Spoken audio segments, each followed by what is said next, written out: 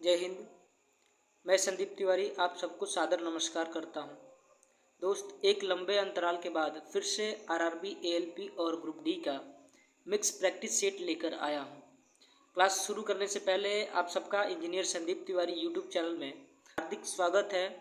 तो चलिए दोस्त, क्वेश्चंस देखते हैं। पहला प्रश्न है, बोलोमीटर का प्रयोग मापन में किया जाता है। पहला विकल्प है आँखों के अंदर का दाब, दूसरा विकल्प है उच्च तापमान मापन, तीसरा विकल्प है तापमान परिवर्तन के मापन में, चौथा विकल्प है इनमें से कोई नहीं।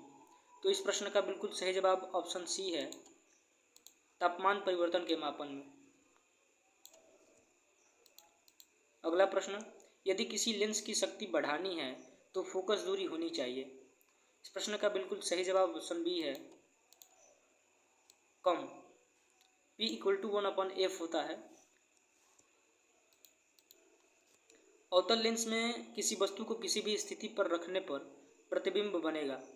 पहला विकल्प है हमेशा वस्तु से बड़ा, दूसरा विकल्प है वस्तु से छोटा, तीसरा विकल्प है दोनों, चौथा विकल्प है कोई नहीं। इस प्रश्न का सही जवाब ऑप्शन बी है, वस्तु से छोटा। अगला प्रश्न, दो बिंदुओं की न्यूनतम दूरी विस्थापन कहलाता है। विस्थापन होता है सदिश, अदिश, दोनों, कोई नहीं। तो विस्थापन एक सदिश राशि है, ऑप्शन ए करेक्ट होगा। जब वस्तु एक निश्चित समय के बाद अपनी गति बार बार दोहराती है कहलाता है। घूर्णन गति, दोलन गति, आवर्त गति, कोई नहीं। तो जब वस्तु एक निश्चित समय के बाद अपनी गति बार बार दोहराती है तो यह आवर्त गति होता है, ऑप्शन सी करेक्ट है।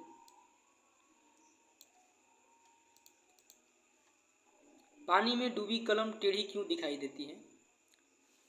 पानी में डूबी कलम टेढ़ी दिखाई देना कारण है। पहला विकल्प है अपवर्तन के कारण, दूसरा विकल्प है वस्तु का आकार बदलने के कारण, तीसरा विकल्प है वस्तु हल्की होने के कारण, चौथा विकल्प है सभी कारण सत्य है। तो इस प्रश्न का सही जवाब ऑप्शन ए है, अपवर्तन के कारण।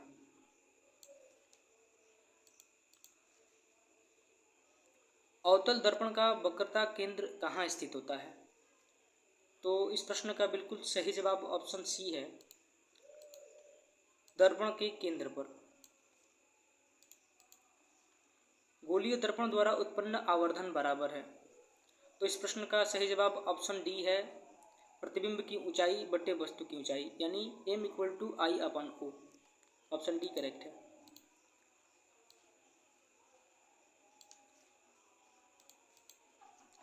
भूमध्य रेखा से ध्रुव की ओर जाने पर g के मान में परिवर्तन होता है। पहला विकल्प है g का मान घटता है, दूसरा विकल्प है g का मान बढ़ता है, तीसरा विकल्प है बढ़ता घटता है, चौथा विकल्प है इनमें से कोई नहीं। तो भूमध्य रेखा से ध्रुव की ओर जाने पर g का मान बढ़ता है, ऑप्शन बी करेक्ट है।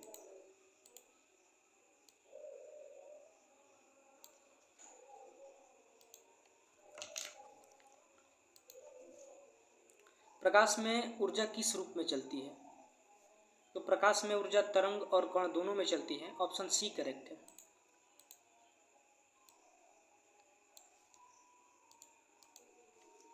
किस प्रकार की सतह पर परावर्तन सबसे अधिक होता है?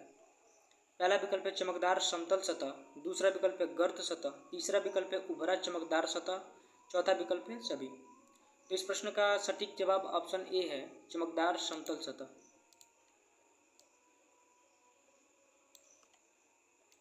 अगला प्रश्न, वोल्ट मीटर परिपथ में किस क्रम में जुड़ा होता है? पहला विकल्प है श्रेणी क्रम, दूसरा विकल्प है समांतर क्रम, तीसरा विकल्प है चालक पर निर्भर, चौथा विकल्प है इनमें से कोई नहीं। तो वोल्ट मीटर परिपथ में समांतर क्रम में संयोजित होता है, यानी जुड़ा होता है, ऑप्शन बी करेक्ट है। जबकि अमीटर श्रेणी क्रम में जुड़ा होता है। शक्ति का सही सूत्र है, पहला विकल्प है P = VI, दूसरा विकल्प है P = I/V, तीसरा विकल्प है P = V/I, चौथा विकल्प है सभी। तो शक्ति का सही सूत्र P = VI है, ऑप्शन ए करेक्ट है।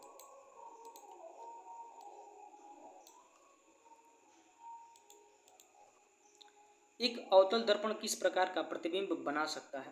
पहला विकल्प है केवल आभासी, दूसरा विकल्प है केवल वास्तविक, तीसरा विकल्प है वास्तविक या आभासी, चौथा विकल्प है प्रतिबिंब नहीं बनाता।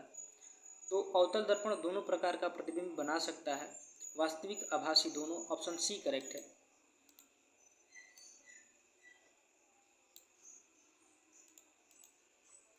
सापेक्षिक घनत्व अपवर्तनांक विकृति का मात्रक है। पहला विकल्प है कोई मात्रक नहीं, दूसरा विकल्प है वर्ग मीटर, तीसरा विकल्प है न्यूटन पर मीटर, चौथा विकल्प है सभी। तो इस प्रश्न का बिल्कुल सही जवाब ऑप्शन ए है, यूनिटलेस, कोई मात्रक नहीं।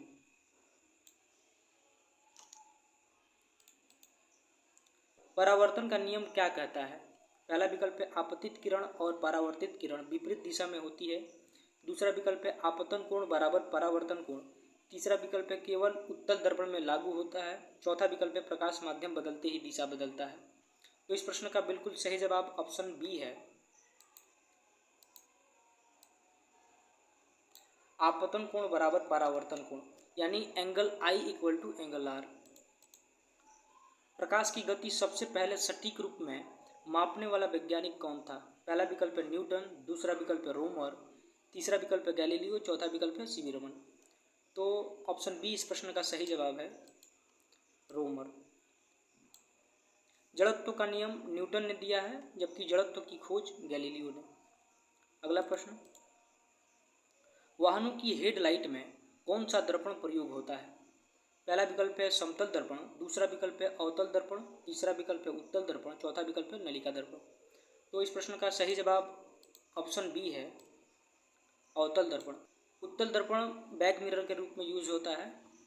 अगला प्रश्न, गति का प्रथम समीकरण v बराबर u प्लस ए टी संबंध दर्शाता है। पहला विकल्प है वेग दूरी, दूसरा विकल्प है वेग समय, तीसरा विकल्प है वेग और स्थान, चौथा विकल्प है इनमें से कोई नहीं। तो v equal to u plus a t वेग और समय दर्शाता है। ऑप्शन बी करेक्ट है।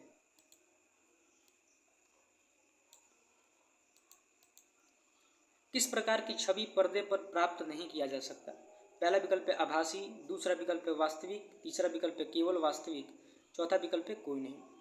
तो पर्दे पर प्राप्त नहीं किया जा सकने वाला छवि है आभासी, जबकि पर्दे पर प्राप्त होने वाली छवि वास्तविक है।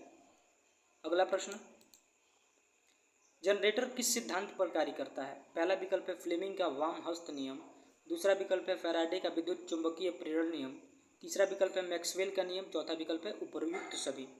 तो जनरेटर फैराडे का विद्युत चुंबकीय प्रेरण सिद्धांत पर कार्य करता है। ऑप्शन बी करेक्ट है।